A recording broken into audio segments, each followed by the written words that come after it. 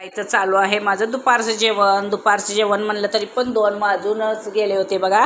गप्पा मारत बसला होता मैत्रिणी म्हणलं चला आता पोटाला भूक लागली, आता उठाव तिथनं आणि जेवण करावं. मग सगळेजणच त्यांच्या घरी गेल्या बघा. मग मी पण आता घेतलं इथं जेवायला बघा. जेवणामध्ये मी असं जी मोड आलेली मटकी असते ना कच्ची, त्याच्यामध्येच बघा कांदा, तिखट, कोथिंबर आणि हे मीठ टाकून तेलाची धार सोडून अशी कच्चीच मटकीची कोशिंबीर केली बघा. असं उन्हाळ्यात खायला ना शिळी भाकरीसोबत खूप छान लागते बघा, एकच नंबर लागते.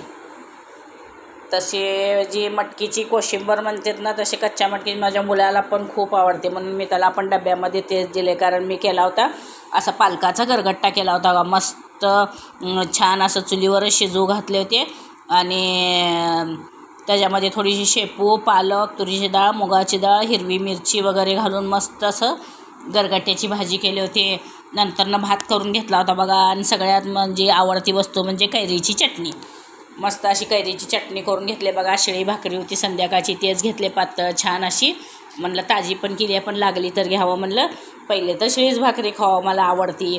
आणि हे बघा असे खिच्ची पापड केले होते, त्याचा पण मी संपूर्ण व्हिडिओ देणार. ते पण भाजून घेतलेले बघा आरावर. खूपच छान लागत होतं, अगदी कुरकुरीत. खाऊन मी असं संपवलं होता. तळून पण फुलते आणि भाजल्यावर पण खूप फुलतं बघा ते पापड, छान लागते असं भाजून जरी खायला असं खिच्ची पापड. तर असा आहे बघा आत्ता माझा जेवणाचा बेत. या जेवण करायला, चॅनलला सबस्क्राईब करा.